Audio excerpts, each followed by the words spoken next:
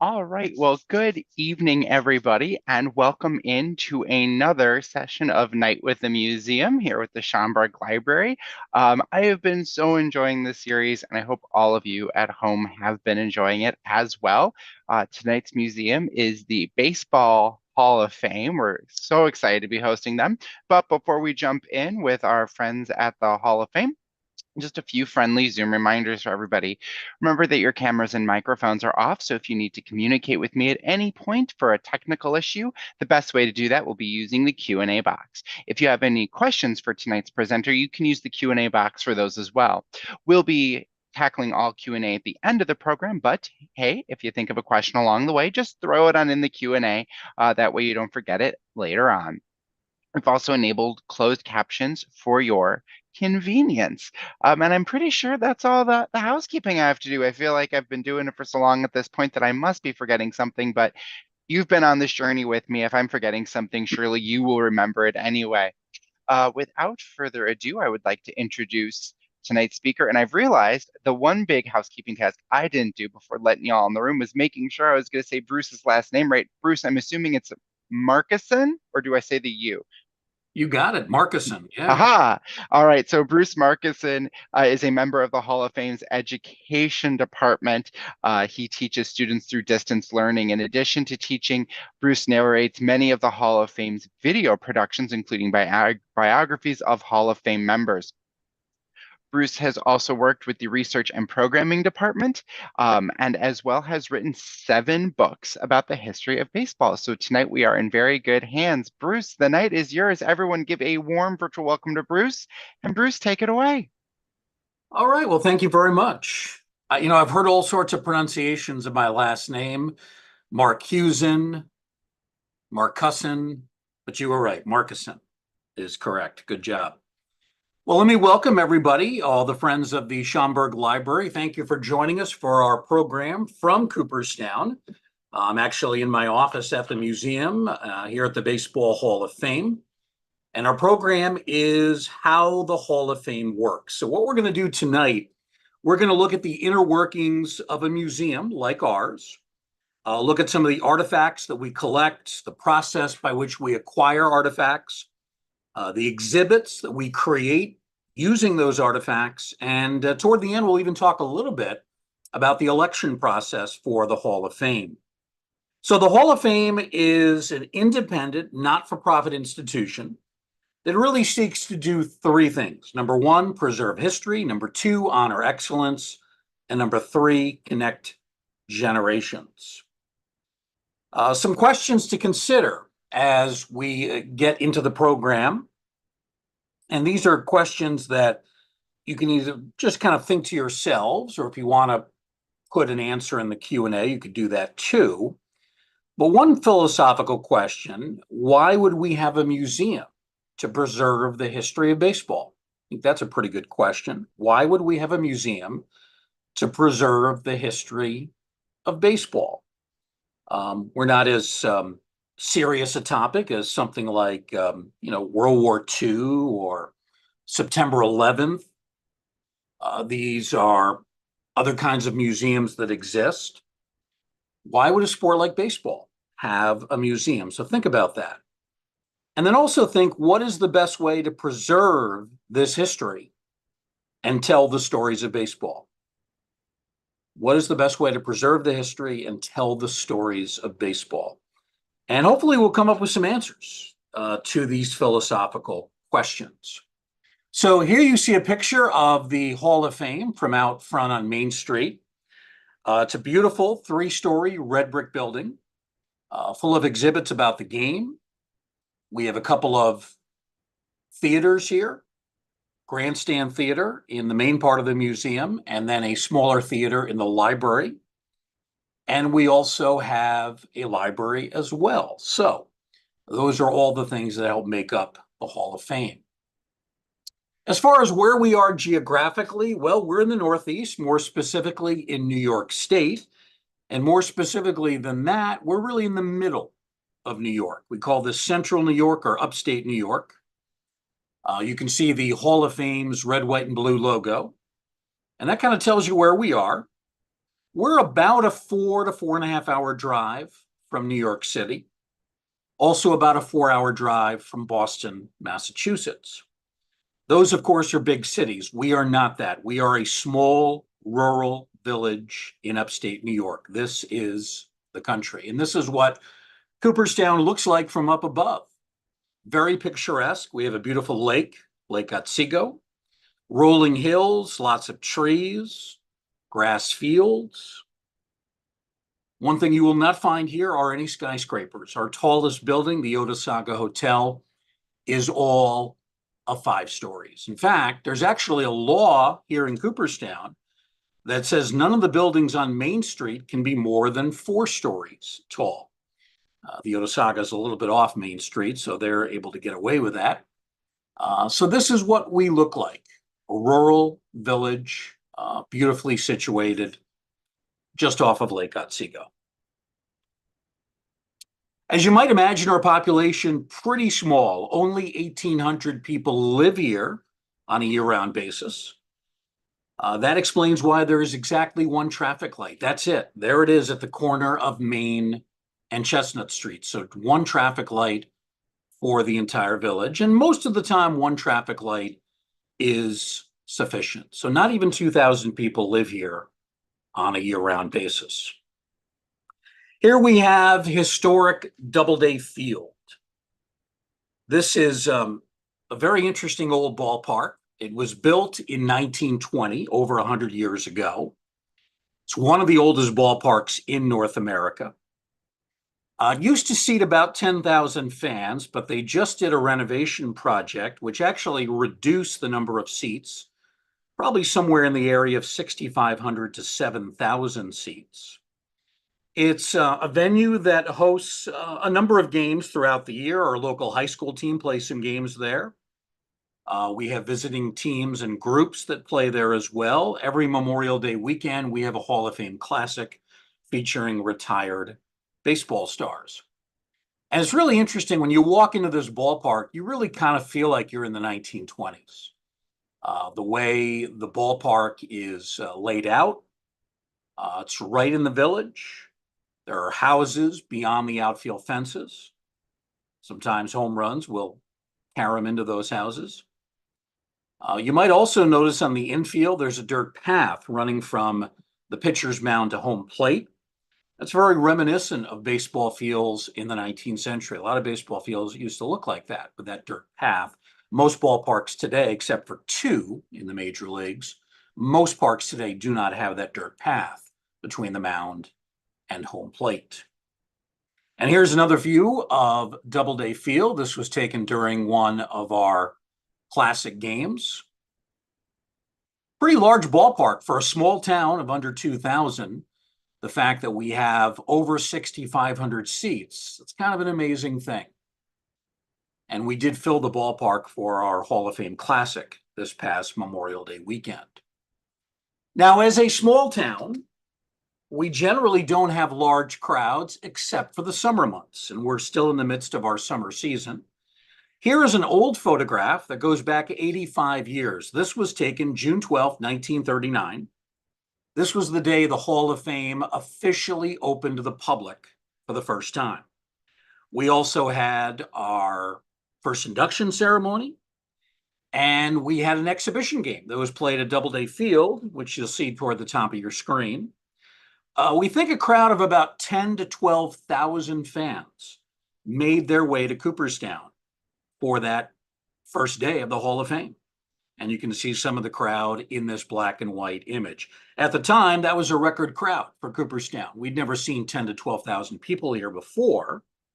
But since then, we have surpassed that mark many times over.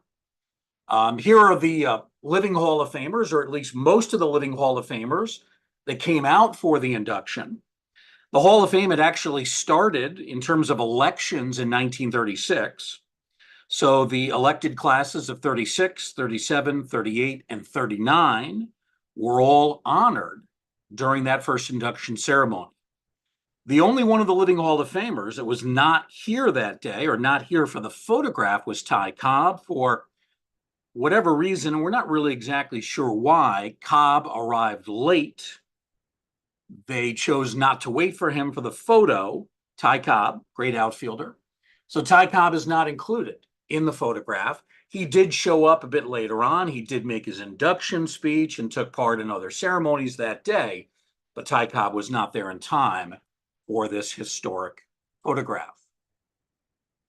Now, here's a much more recent photograph of our induction site. This was actually from the year 2007. And this was the year we drew a record crowd. We believe 80,000 fans came to Cooperstown on this summer day for the induction of two very popular players, Cal Ripken Jr. and Tony Gwynn.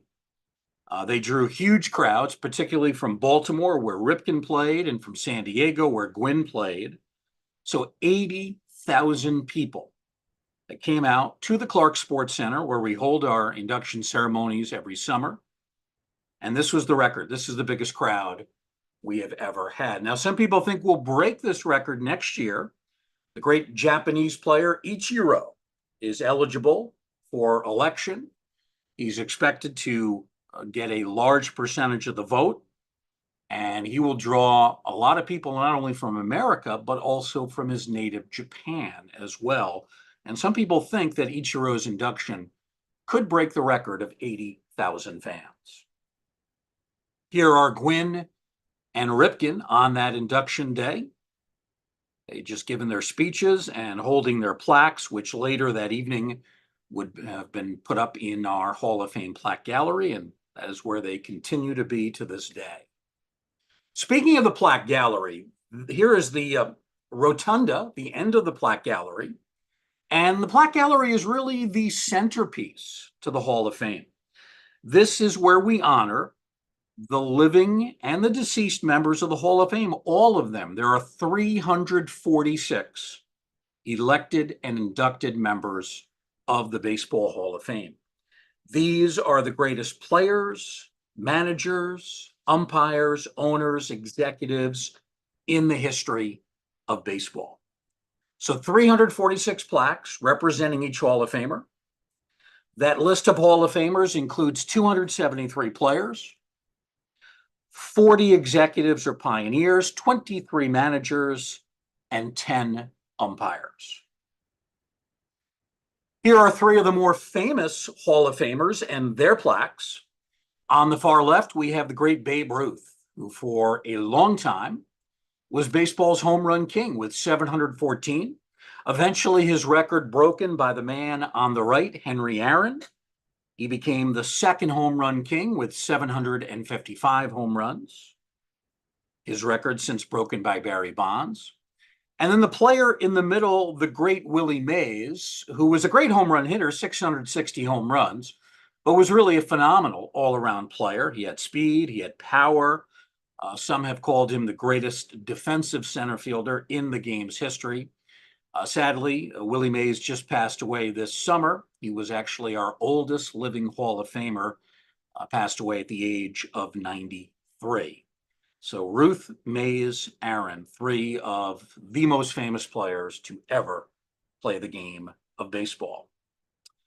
Now, as we get set to take a virtual tour of the galleries here at the Hall of Fame, we want to point out that these exhibits highlight the artifacts that are used to tell the stories of baseball's greats and how baseball and American culture are linked. Our collection at the Hall of Fame includes over 40,000 three-dimensional artifacts, things like bats and balls and gloves and helmets. Also 200,000 baseball cards.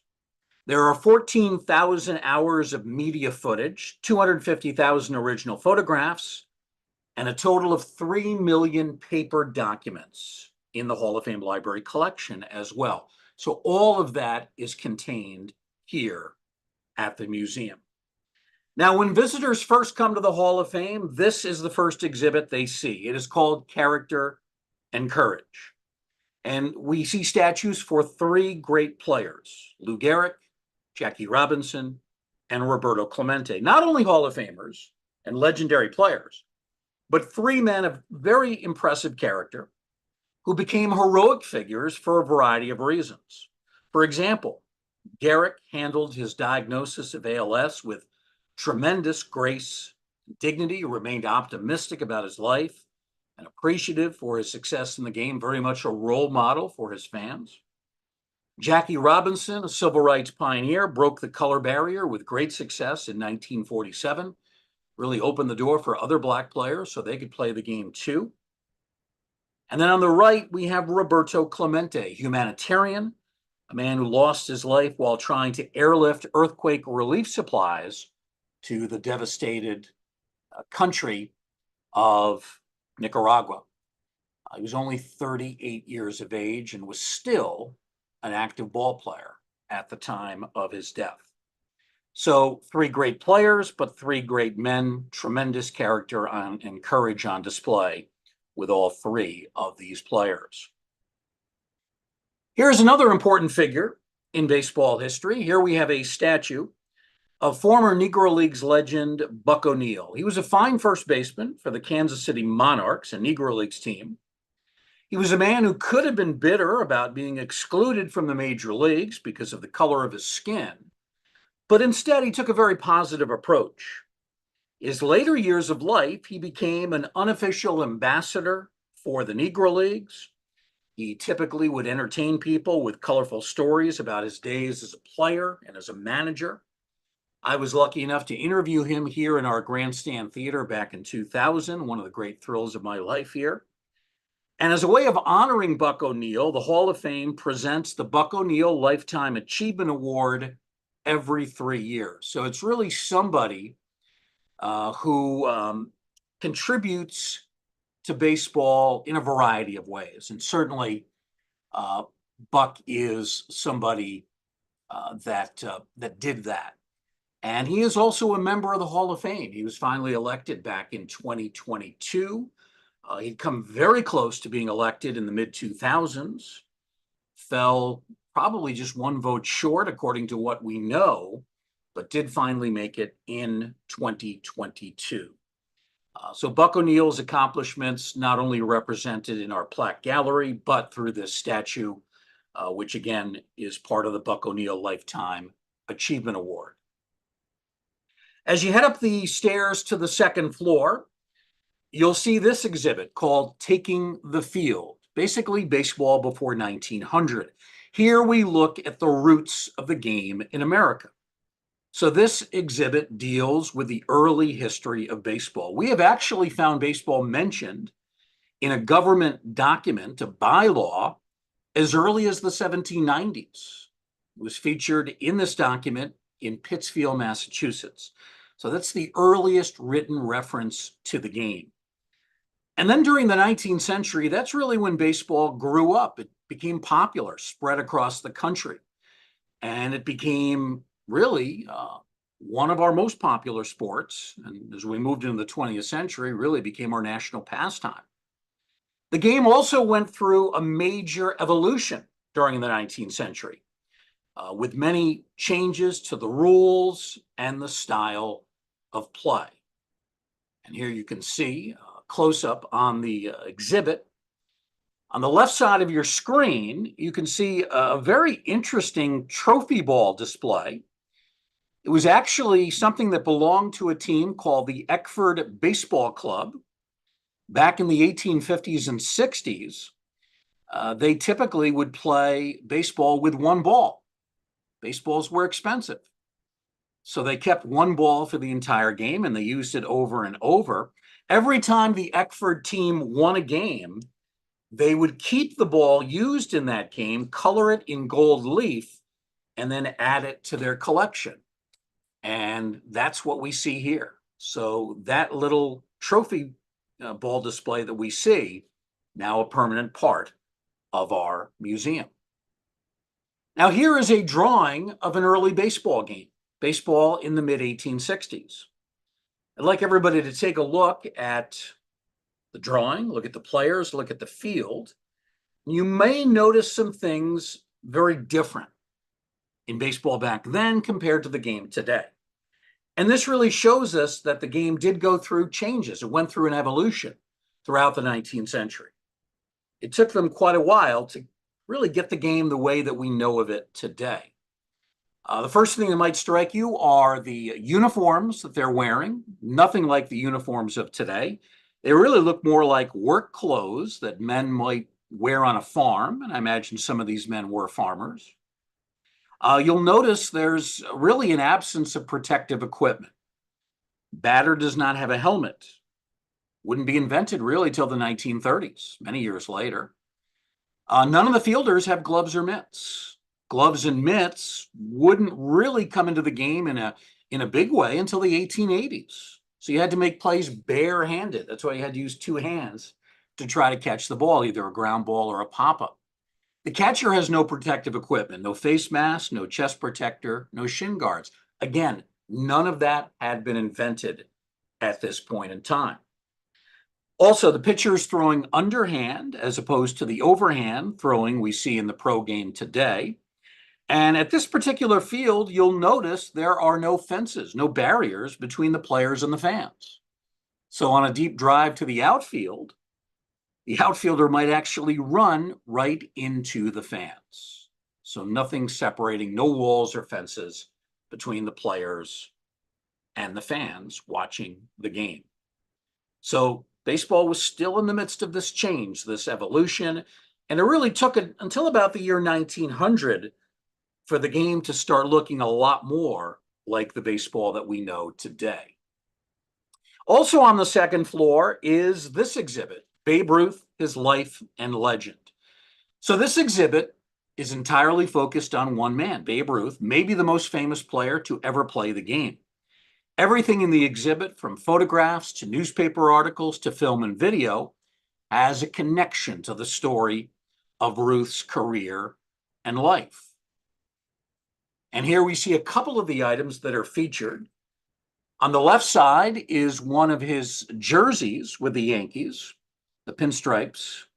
You'll see the number 3 on the back of his jersey. Now, the Yankees were one of the first teams to permanently place numbers on the backs of jerseys. They did this in 1929.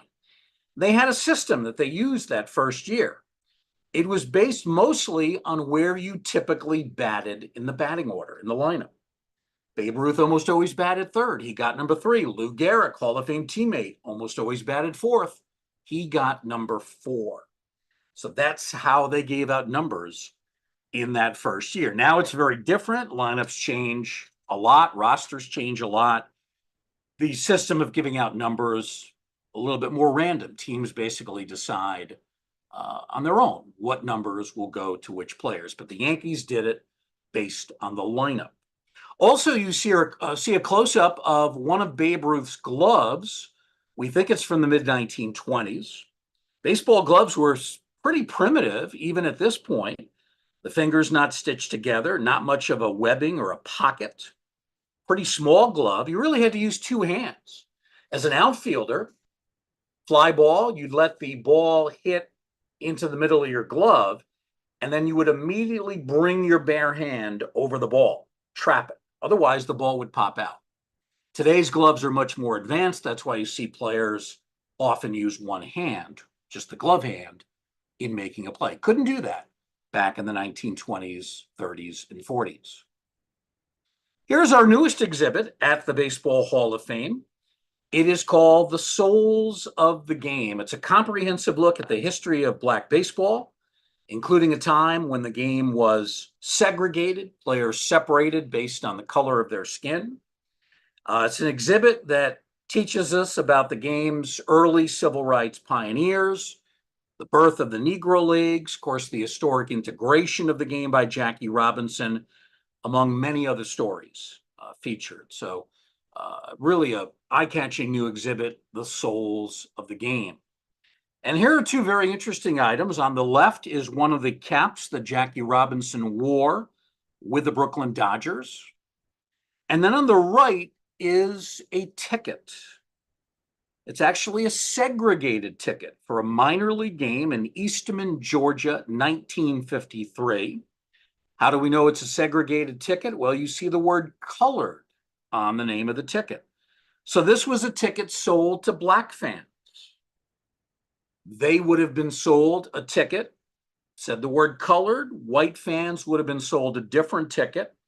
And in minor league ballparks in the South, the seating was segregated. Black fans would usually sit in a section by themselves, probably toward the outfield where the seats were not as good.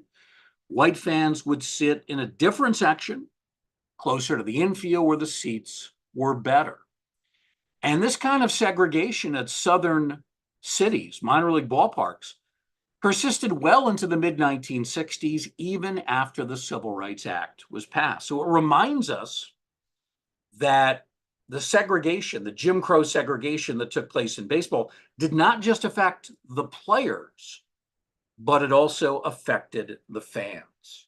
And it did persist, as I said, well into the 1960s. Here's a very popular exhibit, Women in Baseball, also known as Diamond Dreams. So women have been playing baseball in an organized way since the 1860s. The first organized women's team was the Vassar College Resolutes, a college in New York, not that far from here in Cooperstown. You can see the Resolute team in the lower left-hand corner of your screen. They played in long wool dresses, which really were not meant for baseball, but it was believed that women needed to look ladylike and feminine, so they had to wear these long dresses, not very comfortable, not very practical. Later on, there were teams called the Bloomer Girls that played across the country. During World War II, the All-American Girls Professional Baseball League started up. And in more recent years, there have been teams like the Colorado Silver Bullets back in the 1990s. So all these stories of girls and women in baseball told in this exhibit. And here you can see some more photographs of the exhibit on the second floor called Diamond Dreams. Now here we have one of these philosophical questions. We have an exhibit case from this Diamond Dreams exhibit. We have a photograph. We have a microphone as well. So we asked the question, why would the Hall of Fame collect and keep these artifacts? In the exhibit case on the left, you can see the skirted uniforms worn by the players in the All-American Girls League. You can see some of their gloves and shoes and caps and banners. In the middle is the photograph of Joan Payson, first owner of the New York Mets. In fact, she was their owner when they won their first world championship in 1969. And then there's the microphone that Susan Waldman used when she became the first full-time female broadcaster for a baseball team. She became part of the New York Yankees radio booth in the 1990s. So why would the Hall of Fame collect these artifacts, photographs, microphones, things along these lines? You think about it, you can tell stories with words in a museum. You can put lots of words up on the wall. You can get into great detail. You can tell the history of the game. But think about going through a museum where there's only text on a wall. There's no visuals. It becomes a little tedious, maybe a little boring. One of the great ways to tell stories is through actual artifacts. A, they're visually striking, but B, they're also artifacts from that time period. They're artifacts from a time period that we may very well have not been around for. So what better way to learn that they use skirted uniforms in the All-American League than to see the actual skirted uniforms for a couple of the players? What better way to learn that the Mets' first owner was a woman, Joan Payson, shown in the photograph? So the visually striking aspect of the artifacts, along with text intermittent, is really a much more effective way to tell the story, the many stories of the game. Now, we have 40,000 plus artifacts total. We can only show in our museum about 10,000 of those at any one time. We face a situation that most museums face. We have many more artifacts that are in the archive than we can show in the museum. But By having this many artifacts, we can rotate items in and out. We can change exhibits, keep them fresh, new.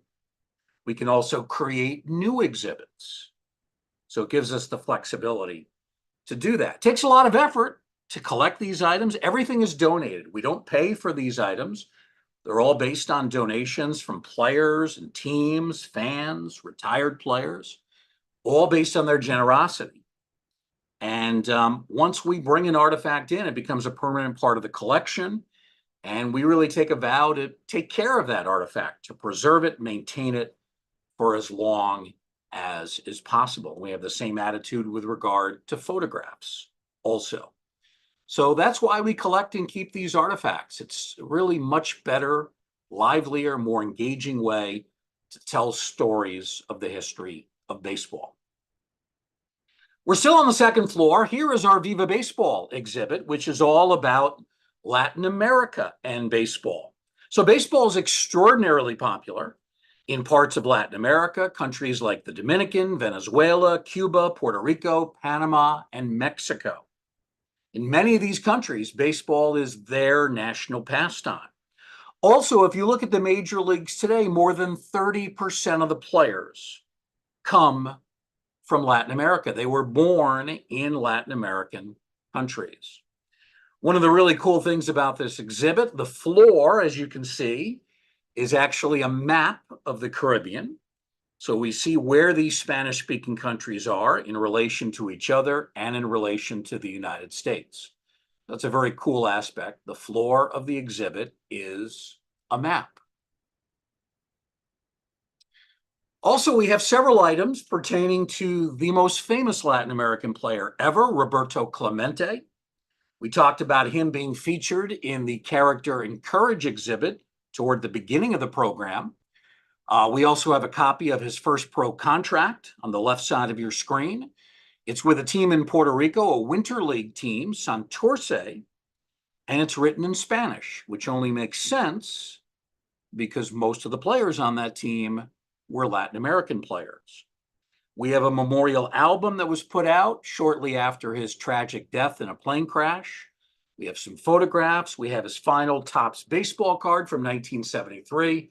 Was actually issued posthumously shortly after his death. He died New Year's Eve, 1972. And we also have a Pirates jersey with his number 21. The Pirates officially retired that number on an opening day ceremony in 1973. And that's why no Pirate player has worn Clemente's number 21 since then. One of my favorite exhibits is this one, Whole New Ball Game, 1970 to today. So this looks at really baseball history over the last 5+ decades. As you enter the exhibit, you're greeted by the famous mascot, the San Diego Chicken. The exhibit showcases colorful uniforms and innovations of the 1970s and 80s. It also features video highlights of many of the game's greatest moments from 1970 until today. You can see some of the colorful uniforms that were worn back in the 70s. Pittsburgh Pirates were actually the first team to introduce polyester uniforms. Flannel had been the fabric of choice up until 1970 when the Pirates made that change. Let's move up to the third floor. Here is our Sacred Ground exhibit, which is all about ballparks, stadiums. This exhibit is actually going to be coming to an end this fall. It's going to be replaced by a new exhibit about Japanese baseball, but it is currently up there. We have another mascot, the Philly Fanatic for the Philadelphia Phillies.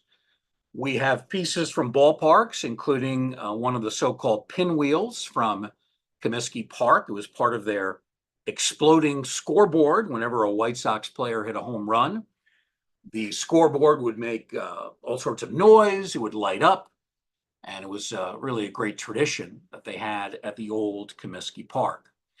This exhibit traces the history of ballparks from the wooden stadiums of the 19th century to the concrete and steel ballparks that are used today. Let's now move into an exhibit that is known as Chasing the Dream. It is all about the career and life of Hank Aaron, Much like our Babe Ruth exhibit, this exhibit focuses on one man, Henry Aaron.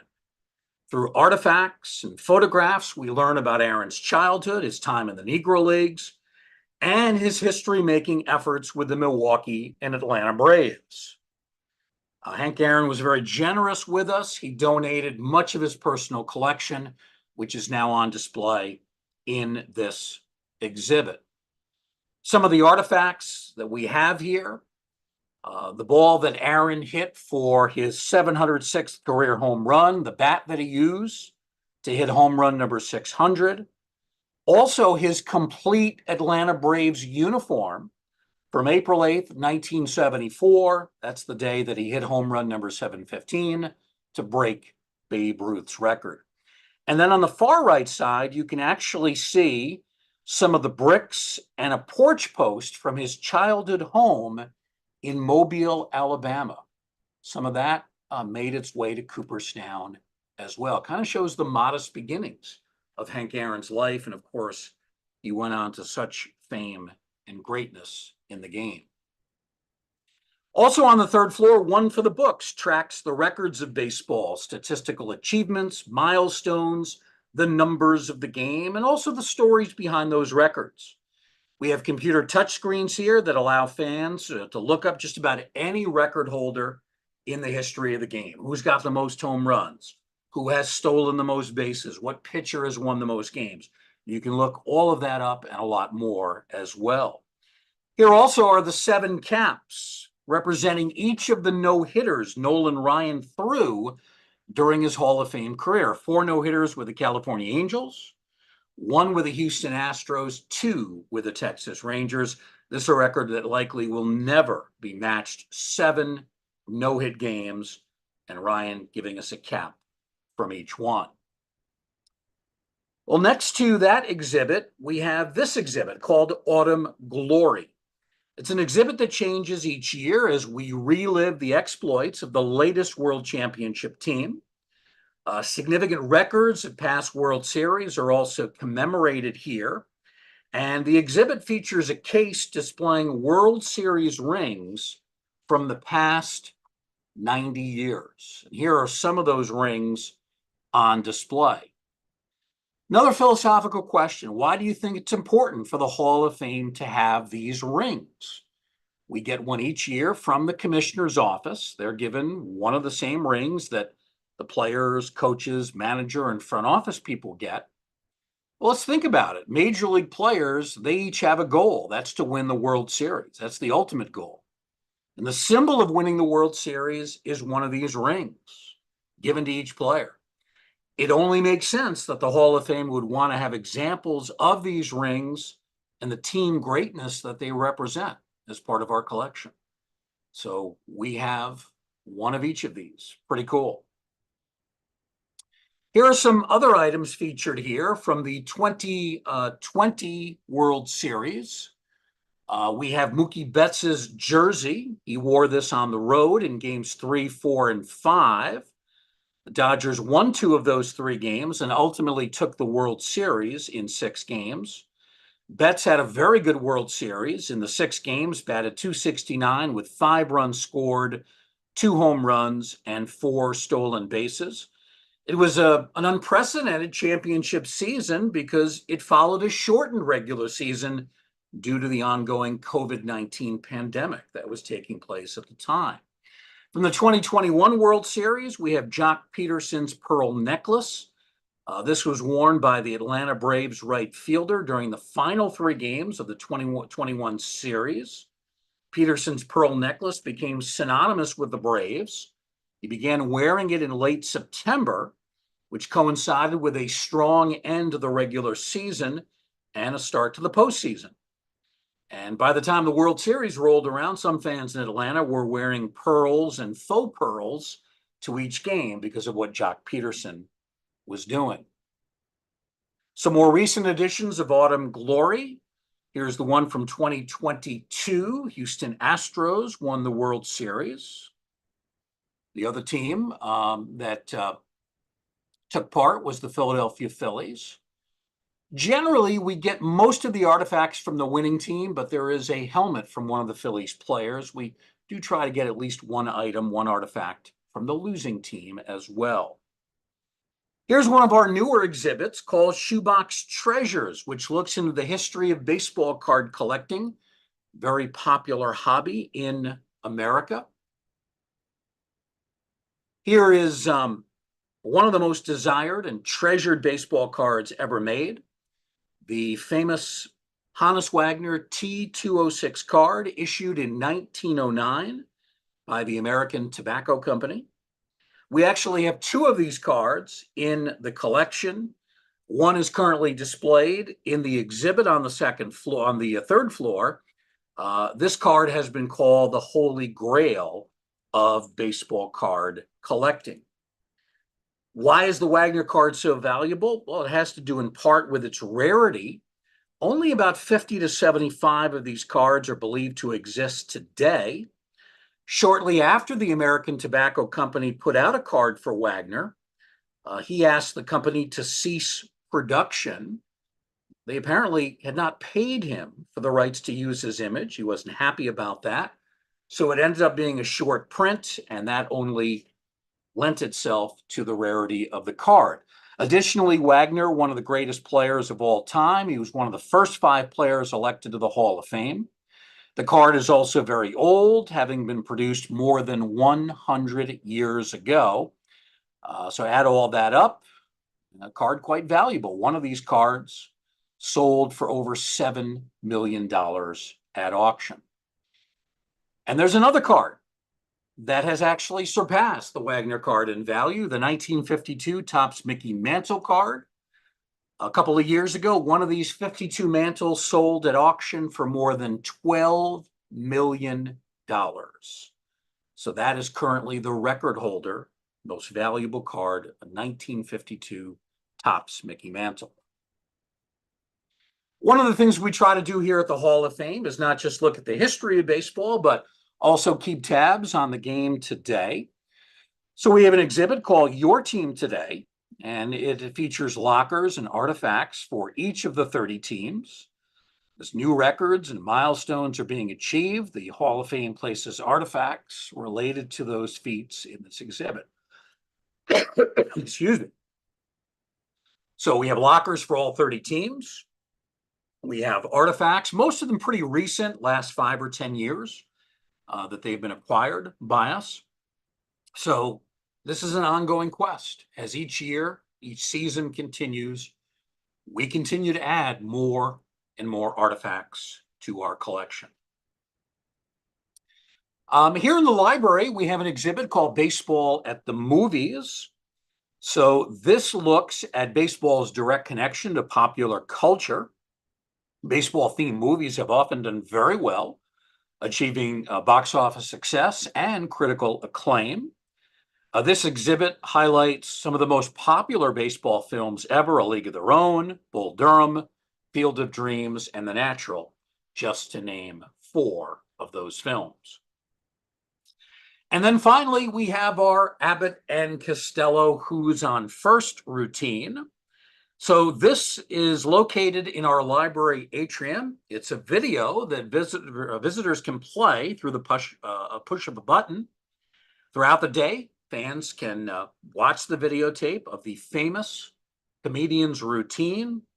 It was developed by Abbott and Costello in 1938. Who's on First? It's considered a classic, just as funny today as it was in the 1930s. So if you want to see the video, just press the button in the atrium, and you can see one of the great comedy sketches of all time. All right, so we've seen a number of artifacts on our virtual tour, and these artifacts help us tell the story of the game. Baseball history continues to be made every day. We keep collecting artifacts through donation from recent events so that we can stay up to date. Well, how does the Hall of Fame acquire artifacts? Well, there are several processes. We're going to look at one of them. We're going to look at the process by which artifacts come to Cooperstown during the World Series. So here we have a 2019 photograph of Hall of Fame executive John Shestakofsky. with Washington National star Anthony Rendon.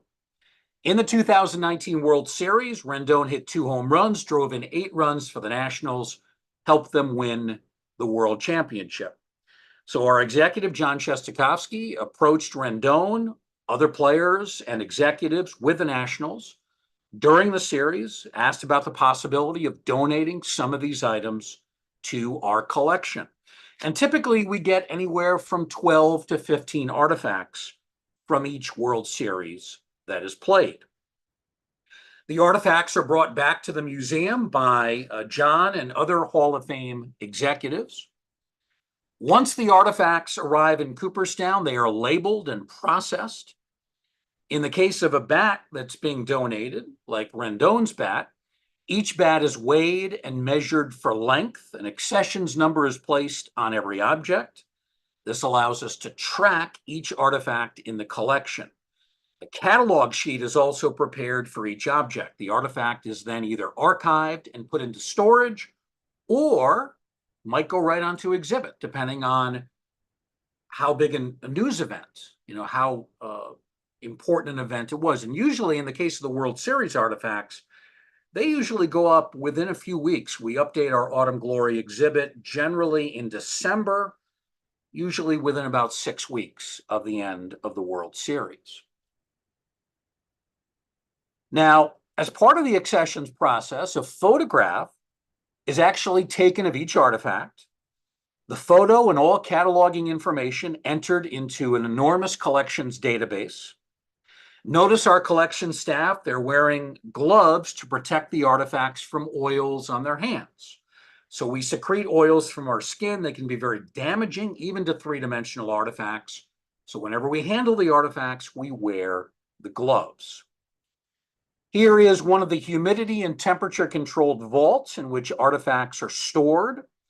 Light can be very damaging to the artifact, so light is controlled in the vault. The artifacts are housed in acid-free boxes. They're shown on compact shelving units, which can move back and forth, which create more efficient space. And all of these artifacts become part of the permanent collection. All right, finally, let's talk about the process by which players are elected to the Hall of Fame. So once a player is retired, he must sit out 5 full seasons. If that player has played a minimum of 10 seasons in the major leagues, he can then be placed on the ballot considered by the Baseball Writers Association of America. In order to win election, the player must be named on 75% of the ballot. So a simple majority is not enough. You must be named on 3 out of every 4 ballots cast. Now, if a player receives less than 5% of the vote in a given year, then the player is dropped from the ballot. That player, however, could theoretically go into the Hall of Fame years later through what is called an era committee ballot. They consider old-time players along with non-players, managers, umpires, executives, that sort of thing. As for the baseball writers ballot, you can be on that for up to 10 years. And if you get to the 75% threshold, then you have become an elected member of the Hall of Fame. There are 346 members of the Baseball Hall of Fame. Of those, 273 are players. Now, if you consider all of the players who have played in the history of the major leagues or the Negro Leagues, about 23,000 players. So we're talking only about 1% of those players will ever make the Hall of Fame. Basically, 1 out of 100. That's it. You think about 100 players, that's the equivalent to about 4 teams. So 1 out of every 4 teams when you do the math. 1 player for every 4 teams. Of course, you could have multiple players on a team, but just figuring out the averages, it's pretty tough to make it. The standard is very, very high. People will ask, well, what if nobody gets 75% of the vote in a given election? Then nobody gets in. And it has to be a pure 75%. So if you get 74.8% or 74.9%, they don't round up to 75.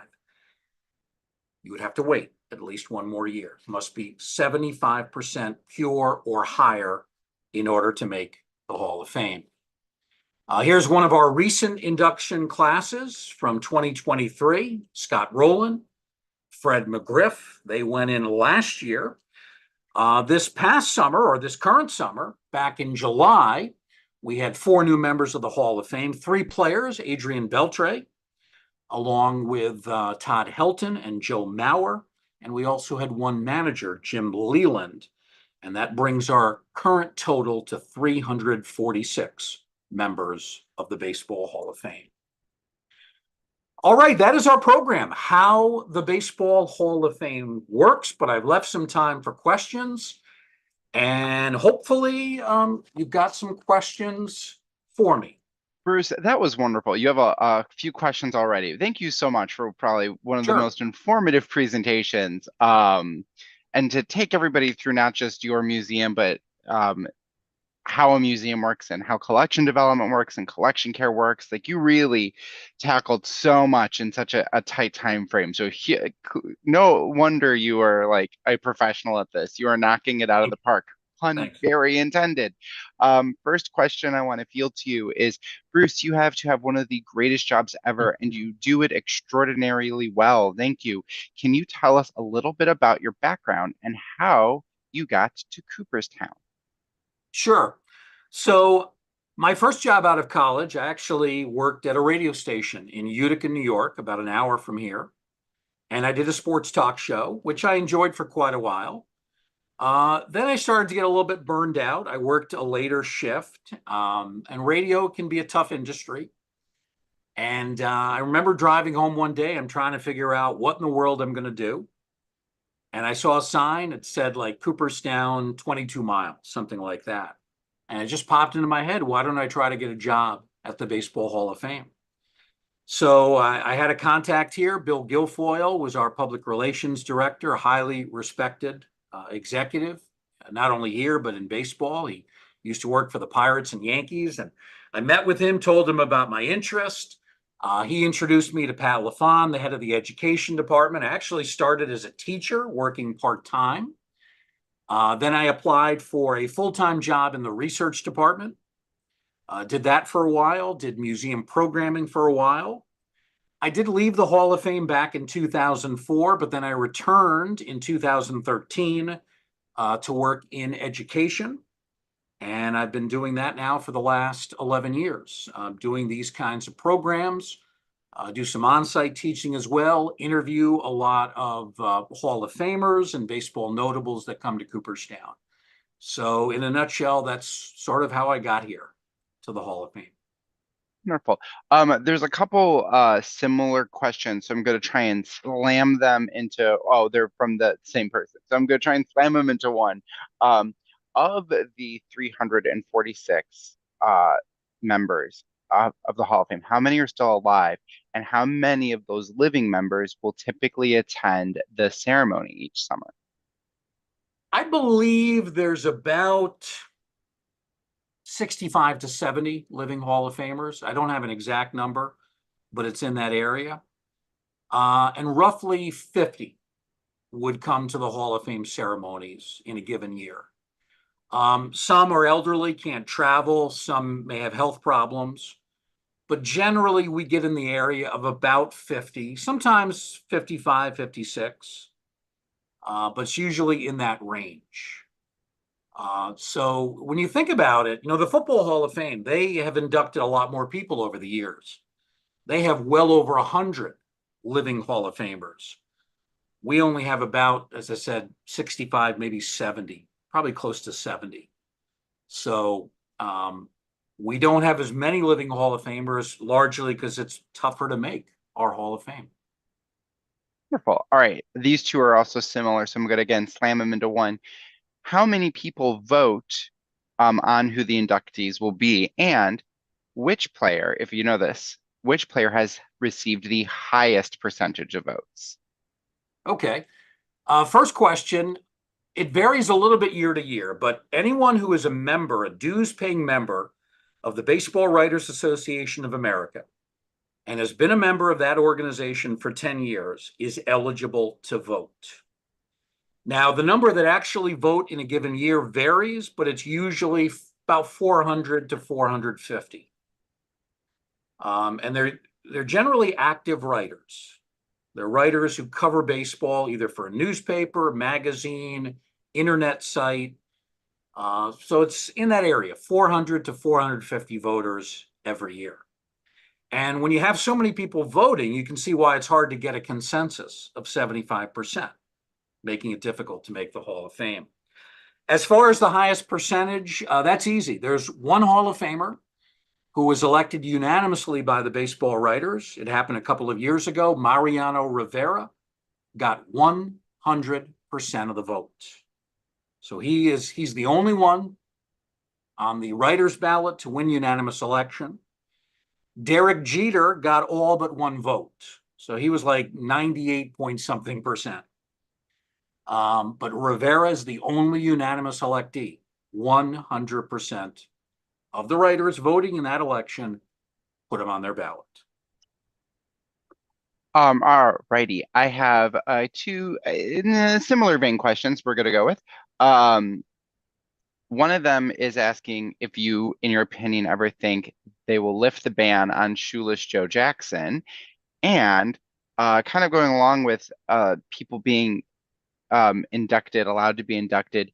Do you think that Pete Rose or the steroid users will ever be in the Hall of Fame? Well, it certainly is possible for either Jackson or Pete Rose. It's up to the commissioner of baseball to reinstate the players who are on the ineligible list. So you have the 8 members of the Chicago White Sox, 1919. They're all on the ineligible list, including Joe Jackson.